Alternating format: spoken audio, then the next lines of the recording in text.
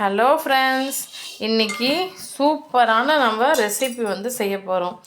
என்ன தெரியுமா, எல்லாருக்கும் ரொம்ப ரொம்ப ஃபேவரட்டான ரசம் ரெசிபி தான் செய்ய போகிறோம். ரசம் வந்து உடம்புக்கு ரொம்ப ரொம்ப ஹெல்த்துக்கு ரொம்ப ரொம்ப நல்லது. ஃப்ரெண்ட்ஸ், இது வந்து வீட்டில் எல்லார் வீட்லேயும் இருக்கும். புளி இருக்கும், தக்காளி இருக்கும், கருவேப்பிலை, கொத்தமல்லி, பெருங்காயத்தூள், அப்புறம் வந்து பார்த்திங்கன்னா மஞ்சள், பூண்டு, மிளகு, காஞ்ச மிளகாய், சீரகம், ஓகேங்களா. ஸோ இதெல்லாமே வீட்டில் இருக்கக்கூடிய ஒரு இன்க்ரீடியன்ஸ் தான். ஸோ இதை வச்சு சவுத் இந்தியன் ஃபேமஸ் ரெசிபி ரசம். ஈவன் கல்யாண வீட்டிலலாம் கூட பார்த்திங்கன்னா ரசம் வந்து செய்வாங்க. அதுக்கப்புறம் வந்து நமக்கு வந்து கோல்டு இருக்குது, காஃப் இருக்குன்னா கூட இது மாதிரி ரசம் ரெசிபி செஞ்சு சாப்பிட்டீங்க அப்படின்னா ரொம்ப ரொம்ப நல்லாயிருக்கும். ஹெல்த்துக்கு இருக்கிற அந்த ப்ராப்ளம்ஸ் எல்லாமே க்யூர் ஆகிடும். ஸோ இதை நான் டீட்டெயிலாக உங்களுக்கு எப்படி செய்கிறதுன்னு காமிக்க போகிறேன். ஸோ இந்த வீடியோவை ஃபுல்லாக பார்க்கலாமா? ஃபர்ஸ்ட் என்ன பண்ணணும் தெரியுமா, இது மாதிரி கேஸ் ஆன் பண்ணிக்கோங்க. ஆன் பண்ணி ஒரு பாத்திரம் வச்சுக்கோங்க. இதில் நாங்கள் என்ன பண்ண போகிறோன்னு பாருங்கள்.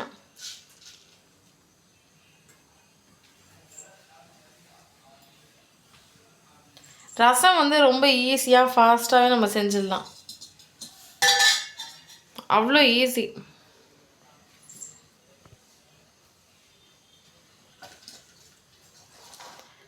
இப்போ பாருங்கள், பூண்டு ஒரு 12 பல் அதை போட்டுக்கலாம். நம்ம எல்லாமே சும்மாவே நம்ம வந்து ஃப்ரை பண்ண போகிறோம்.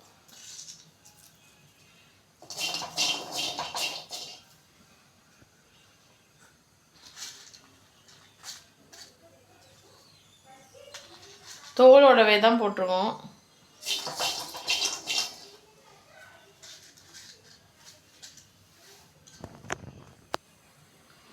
அடுத்தது மிளகு.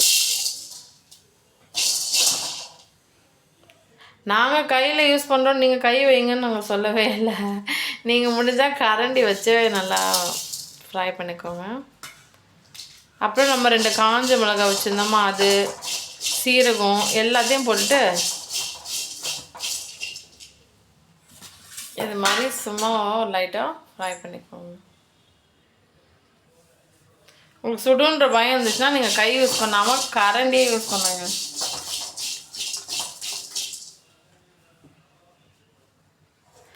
ஓகே, பாருங்கள், ஒரு லைட் ஹீட்டில் தான் வச்சு நாங்கள் என்ன பண்ணியிருக்கோம் அப்படின்னா அதை வறுத்துக்கிட்டோம். வறுத்து அது தனியாக ஒரு தட்டில் பாருங்கள் கொட்டி ரெடியாக எடுத்து வச்சுக்கிட்டோம். சரிங்களா, இப்போ ஸ்டவ்வை ஆஃப் பண்ணிடலாம். இதை நம்ம இப்போ அம்மியில் நசுக்கி குறைன்னு எடுத்து வச்சுக்க போகிறோம். வாங்க அம்மியில் நசுக்கலாம். ஃப்ரெண்ட்ஸ், இதுதான் எங்கள் வீட்டு அம்மி. ஸோ நாங்கள் சின்ன சைஸே போதும், ஏன்னா நாங்கள் இது மாதிரி ரசம் செய்யும் போது மட்டும்தான் இது மாதிரி யூஸ் பண்ணுவோம். அதுக்காக சின்னதே போதும்னு சொல்லிட்டு சின்ன சைஸே வாங்கி வச்சுருக்கோம். நாங்கள் இதில் வந்து எப்படி வந்து அந்த இதெல்லாம் நசுக்கி அரைக்கிறோன்னு பாருங்கள்.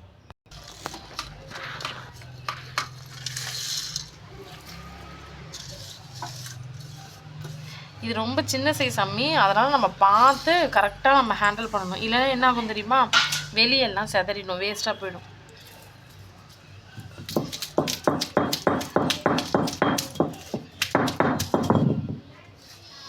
இதை வந்து மைய அரைக்கணும்னு அவசியமே இல்லை, சும்மா லேசாக நசுக்கிக்கிட்டால் போச்சு. வெளியே சிந்தாமல் கரெக்டாக ஹேண்டில் பண்ணி கொஞ்சம் குறைப்பாக இருந்தாலும் பரவாயில்ல, நசுக்கிக்கலாம்.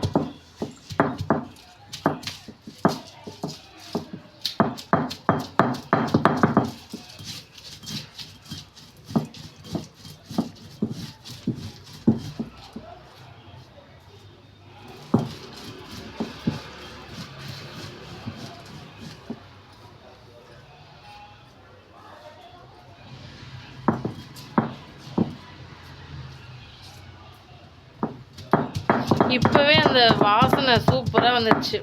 இந்த ரசம் ரெசிபி ஒரு வாசனை உள்ள அந்த வாசனை இப்போவே வந்துடுச்சு இதை நசுக்கும் போதே.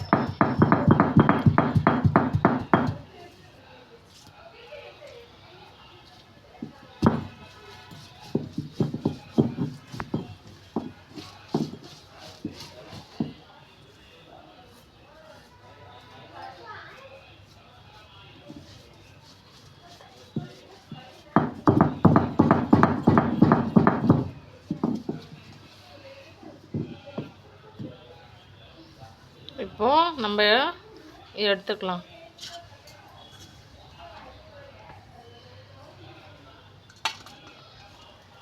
ஆஹா, கமகமன்னு வாசனை வந்துடுச்சு.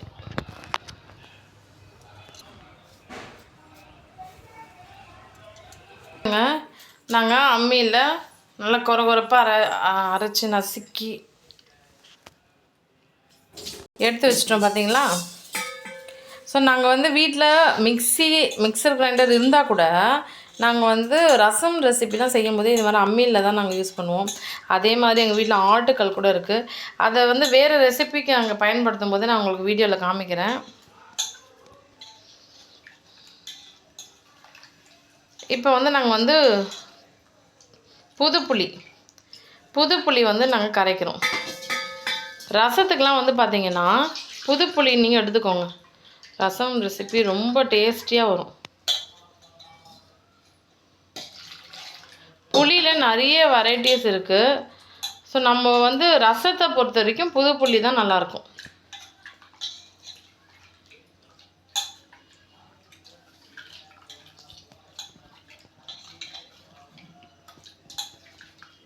நமக்கு உடம்பு சரியில்லைனாலும் ரசம் வந்து செஞ்சுட்டு சூடான சாப்பாட்டில் ஊற்றி சாப்பிட்டீங்கனாலும் டக்குன்னு சரியாயிடும், உடம்பு குணமாயிடும். யாருன்னா கெஸ்ட்டு வந்தாலும் ரசம் ரெசிபி செய்வாங்க பொதுவாக. அதே மாதிரி கல்யாண ஃபங்க்ஷனில் இல்லை நிச்சயதார்த்த ஃபங்க்ஷனில் கூட பார்த்திங்கன்னா இது மாதிரி ரசம் ரெசிபி வந்து ரொம்ப இம்பார்ட்டண்ட்டாக கண்டிப்பாக மஸ்ட்டாக செய்வாங்க.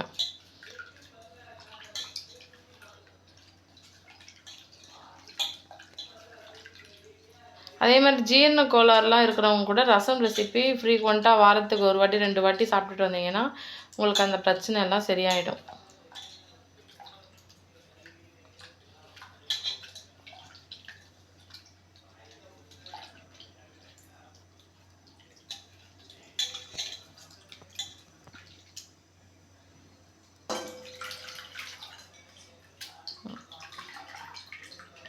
பாருங்கள், புளியை கரைச்சி ஃபில்ட்ரு பண்ணி ரெடியாக எடுத்து வச்சுக்கிட்டோம்.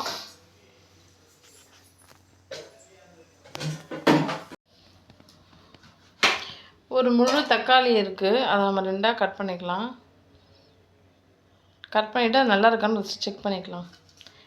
எப்பவுமே சமையலுக்கு நம்ம தக்காளிலாம் பயன்படுத்தும் போதே எப்பவுமே செக் பண்ணிக்கணும், சரிங்களா. இப்போ பாருங்கள், புளி தண்ணி நல்லா ஃபில்ட்ரு பண்ணி எடுத்து வச்சிடலாம். எந்த திப்பியும் இருக்கக்கூடாது, அப்போ தான் ரசம் ரெசிபி ரொம்ப நல்லா வரும். என்ன தான் வந்து நம்ம வீட்டில் கறி, மீன், முட்டைன்னு எல்லாம் செஞ்சு வச்சுருந்தாலும் இப்போது நிறைய கெஸ்ட்லாம் வந்திருக்காங்க அப்படின்னும் போதே கண்டிப்பாக ரசத்தை தான் தேடுவாங்க. ரசம் செஞ்சிங்களா அப்படின்னு சொல்லிட்டு. ஸோ ரசம் அந்தளவுக்கு எல்லாருக்கும் ரொம்ப ரொம்ப பிடிக்கும். ஸோ நிறைய கெஸ்ட்லாம் வந்திருக்காங்கன்னா கண்டிப்பாக இதுவும் ஒரு ரெசிப்பியாக செஞ்சுருங்க. சவுத் இந்தியன்ஸ்க்கு மட்டும் இல்லை, நார்த் இந்தியன்ஸுக்கும் ரொம்ப ரொம்ப பிடிச்ச ஒரு ரெசிபி இது. அதே மாதிரி சில பேர் கேட்குறாங்க, கருவேப்பிலை கொத்தமல்லிலாம் மஸ்ட்டாக போடணுமான்ட்டு. ஆமாங்க, கண்டிப்பாக. நம்ம என்ன தான் நம்ம சமையலுக்கு தேவையான எல்லா இன்க்ரீடியன்ஸும் போட்டு சமைச்சாலும் ஃபைனலாக அந்த கருவேப்பிலை கொத்தமல்லி போட்டால் தான் நம்ம செய்கிற ரெசிபி ரொம்ப மணமாக இருக்கும். ஸோ அதனால் எப்பவுமே கருவேப்பிலெலாம் கிள்ளி ஒரு கிண்ணத்தில் எடுத்து ரெடியாக வச்சுக்கோங்க. கருவேப்பிலை கொத்தமல்லி கண்டிப்பாக வேணும் ஃப்ரெண்ட்ஸ். அதே மாதிரி தண்ணியில் போட்டு நல்லா அலசிக்கோங்க. கடையில் என்ன தான் ஃப்ரெஷ்ஷாக நம்ம வாங்கிட்டு வந்தாலும் கண்ணுக்கு தெரியாத டஸ்ட்டு, மணல் அது மாதிரிலாம் இருக்க சான்ஸ் இருக்குது. அதனால் நம்ம சமையலுக்கு பயன்படுத்துறதுக்கு முன்னாடி தண்ணியில் போட்டு அலசிட்டு அதுக்கப்புறமா தான் பயன்படுத்தணும். இப்போ பாருங்கள், நம்ம வந்து புளியை வந்து கரைச்சோம் பார்த்தீங்களா, அதுலேயே நம்ம என்னென்ன பண்ணுறோன்னு பாருங்கள். அதுலேயே வந்து கருவேப்பிலெலாம் போட்டாச்சா. இப்போ வந்து தக்காளியை நசுக்கி விட்டுக்கிறோம். ரசம் வந்து எல்லாரும் செய்கிறாங்க, எல்லா சிட்டியிலும் செய்கிறாங்க, எல்லா ஊர்லேயும் செய்கிறாங்க. ஆனால் ஒவ்வொருத்தங்க ஒவ்வொரு மெத்தட் வந்து ஃபாலோ பண்ணுறாங்க. நாங்கள் வந்து சவுத் இந்தியன் ஸ்டைல் தான் ஃபாலோ பண்ணுறோம் தமிழ்நாட்டில். ஸோ நீங்களும் நாங்கள் செய்கிற இதே மாதிரி நீங்கள் செஞ்சு பாருங்கள். இது எந்த அளவுக்கு டேஸ்ட்டாக இருக்குன்னு உங்களுக்கு தெரியும். ஸோ இந்த சேனலை ஃபஸ்ட் டைம் பார்க்குறீங்கன்னா சப்ஸ்கிரைப் பண்ணி வச்சுக்கோங்க. நாங்கள் நிறைய ரெசிபீஸு, வெஜிடேரியன் ரெசிபீஸ், நான் வெஜிடேரியன் ரெசிபீஸ், ஸ்நாக்ஸு, ஸ்வீட்ஸு எல்லாமே செஞ்சு போட்டு வச்சுருக்கோம். ஸோ அதெல்லாம் ஃப்ரீ டைமாக இருக்கும்போதே பாருங்கள். குக்கிங்கை பற்றி நிறைய இன்ஃபர்மேஷன்ஸ் வந்து நீங்கள் தெரிஞ்சுப்பீங்க. நாங்கள் செய்கிற மாதிரி இதே மாதிரி நீங்கள் ரசம் ரெசிபி செஞ்சுட்டு எனக்கு எப்படி இருந்துச்சுன்னு எனக்கு கமெண்ட் செக்ஷனில் கமெண்ட் பண்ணுங்கள். இப்போ தக்காளி நல்லா நசுக்கி விட்டுக்கிட்டோமா, அடுத்து என்ன செய்கிறோன்னு பாருங்கள். அதில் மஞ்சள் தூள் ஒரு 1.5 ஸ்பூன் அளவுக்கு போட்டாச்சு. போட்டுட்டு நல்லா கலக்கி விட்டுட்டோம். மஞ்சள் தூள் ஆன்டிபயோட்டிக்கு, ஓகேங்களா, அது ஹெல்த்துக்கு ரொம்ப ரொம்ப நல்லது. அதனால தான் நம்ம செய்கிற எல்லா ரெசிபீஸ்லேயும் வந்து பார்த்திங்கன்னா நாம் மஞ்சளை வந்து ஆட் பண்ணிக்கிறோம். ஃப்ரெண்ட்ஸ், இப்போ வந்து பார்த்திங்கன்னா கொத்தமல்லியும் தூவி விட்டுக்கலாம். கொத்தமல்லி தான் அட்டகாசமான ஒரு மனம் கொடுக்கும். அப்படியே ரசம் சாப்பிடும்போதே அவ்வளோ நல்லாயிருக்கும். ஸோ அதனால் அதெல்லாம் நம்ம சேர்த்துக்கணும். சரிங்களா? ஸோ இப்போ ரசம் செய்யறதுக்கு எல்லாத்தையும் ரெடி பண்ணி ரெடியாக பக்காவாக வச்சாச்சு.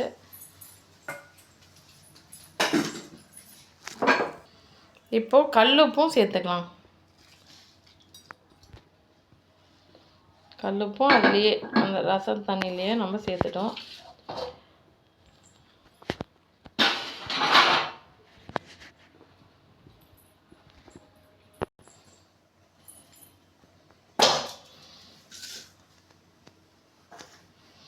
இப்போது கேஸ் ஸ்டவ் வந்து ஆன் பண்ணிக்கலாமா? எவ்வளோ ஈஸியாக நாங்கள் செய்கிறோம் பாருங்கள் ரசம் ரெசிபி. இப்போ வந்து ஒரு பாத்திரம் வச்சுக்கணும். இந்த பாத்திரத்தில் ஈரம் இல்லாத அளவுக்கு நல்லா காயணும்.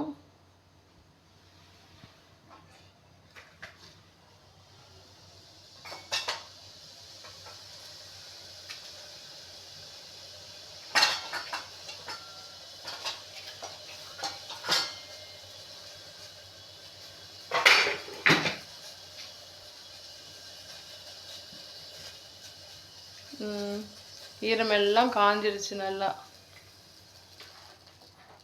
ஓகே, இப்போ நம்ம சமையல் ஆயில் வந்து யூஸ் பண்ணிக்கலாம்.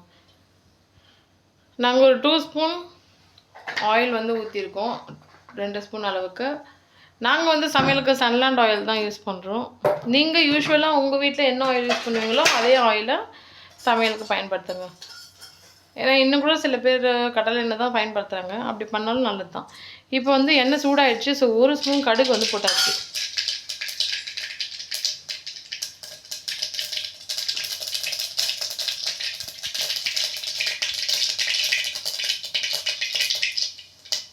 இப்போ காஞ்ச மிளகாய் ஒரு 4 காஞ்ச மிளகாய் போட்டாச்சு.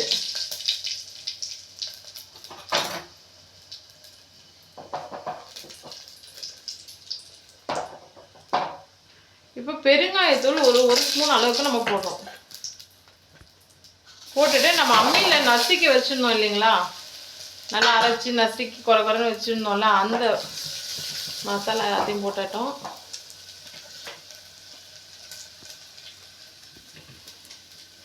ஸோ புளி கரைச்சல்லாம் எல்லாமே ரெடி பண்ணி வச்சுருந்தாலும் அதை அப்படியே ஊற்றிடணும்.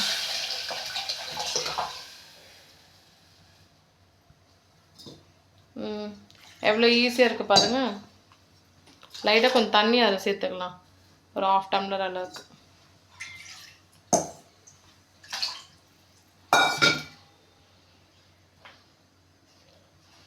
ஃப்ரெண்ட்ஸ், எப்படி நாங்கள் செஞ்ச ரசம் எவ்வளோ ஈஸியாக இருக்குல்ல. உங்களுக்காக டீட்டெயிலாக ஃப்ரம் த பிகினிங் உங்களுக்கு நாங்கள் இந்த வீடியோவை காமிச்சிருக்கோம். ஸோ நீங்களும் இதே மாதிரி உங்கள் வீட்டில் ட்ரை பண்ணிவிட்டு எனக்கு எப்படி இருந்துச்சுன்னு சொல்கிறீங்க. இப்போ பாருங்கள், ரசம் பொறுத்த வரைக்கும் ரொம்ப கொதிக்க விடக்கூடாது. ஒரே கொதி தான், சரிங்களா? ஏன்னா ரொம்ப கொதிக்க விட்டால் ஒரு மாதிரி கசப்பு தன்மை வந்துடும், நல்லா இருக்காது.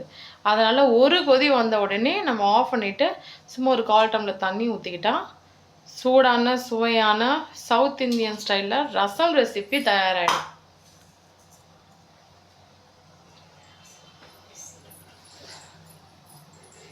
ஸோ இந்த வீடியோ பிடிச்சிருந்தா லைக் பண்ணுங்கள் ஃப்ரெண்ட்ஸ். லைக் பண்ணி இந்த சேனலுக்கு சப்போர்ட் பண்ணுங்கள். உங்களுக்காக ரொம்ப இன்ட்ரெஸ்டிங்கான வீடியோஸ் எல்லாம் வந்துட்டுருக்கு.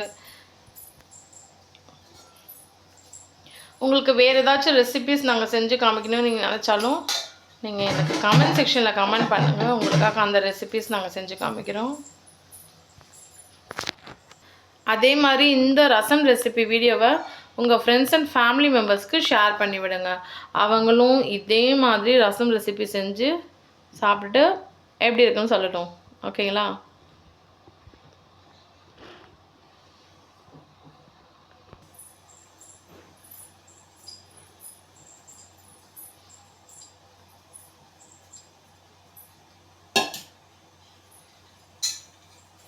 இது மாதிரி ரசம் சூப்பராக செஞ்சுட்டு, சூடான சாப்பாடு செஞ்சுட்டு, இது கூட காய்கறி, கூட்டு, கருவாடு இது மாதிரி நீங்கள் எது செஞ்சாலும் ரொம்ப ரொம்ப டேஸ்ட்டாக இருக்கும்.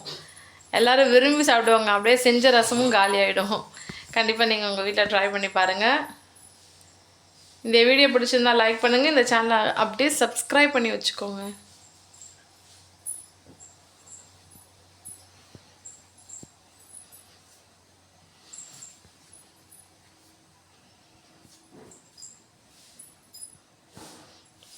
நிறைய பேர் வந்து எங்களோட ஹோம் டூர் போடுங்க வீடியோ அப்படின்னு சொல்லியிருக்கீங்க. பட் அதுக்கு டைம் கிடைக்கல. டைம் கிடைக்கும் போதே நான் உங்களுக்கு வீடியோ எடுத்து போட்டுறேன். இது வந்து எங்களுடைய கிச்சன். சென்னை சிட்டியில் இருக்கும்போதே நாங்கள் யூஸ்வலாக இங்கே தான் இந்த கிச்சனில் தான் நாங்கள் வந்து சமைப்போம். எங்களோட நேட்டிவ் பிளேஸ்க்கெலாம் நாங்கள் போகும்போதே அது வில்லேஜ் ஏரியா. ஸோ அங்கே கூட நாங்கள் அவுட்டரில் நாங்கள் சமைப்போம். அது இன்னும் நல்லாயிருக்கும். அதை நான் உங்களுக்கு வேறு ஒரு வீடியோவில் காமிக்கிறேன். இப்போதைக்கு எங்களோட கிச்சன் மட்டும் நான் காமிக்கிறேன், ரசம் கொதிக்கிற வரைக்கும்.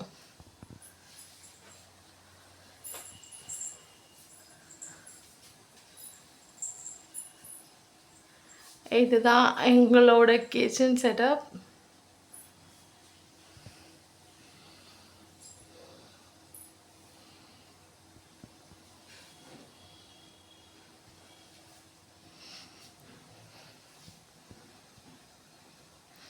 இதுலேயே ஒரு போர்ஷன் வந்து நாங்கள் பூஜை வச்சுருக்கோம். ஸோ ஃப்ரெண்ட்ஸ், ரசம் கொதிக்குது. நான் ஆல்ரெடி சொன்னேன் இல்லையா, ரசம் மட்டும் ரொம்ப கொதிக்கவே விடக்கூடாது. ஒரு கொதி வந்தாலே வேலை முடிஞ்சிருச்சு. நம்ம ஆஃப் பண்ணிடலாம்.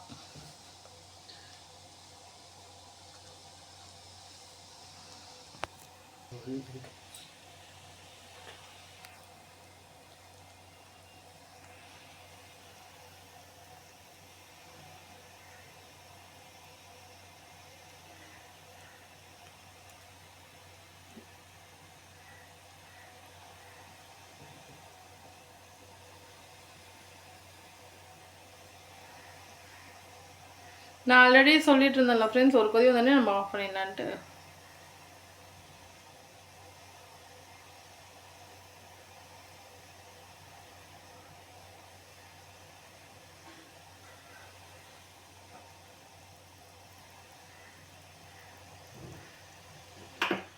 அவ்வளோதான். ஸோ ஒரு கொதி வந்துச்சு. ஸோ அதனால் நம்ம ஸ்டவ்வை ஆஃப் பண்ணியாச்சு.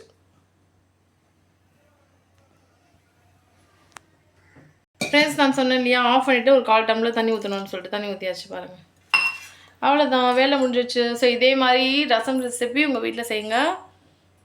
இந்த வீடியோ எப்படி இருந்துச்சுன்னு கமெண்ட் செக்ஷனில் கமெண்ட் பண்ணுங்கள். தேங்க்யூ ஸோ மச் ஃபார் வாட்சிங்.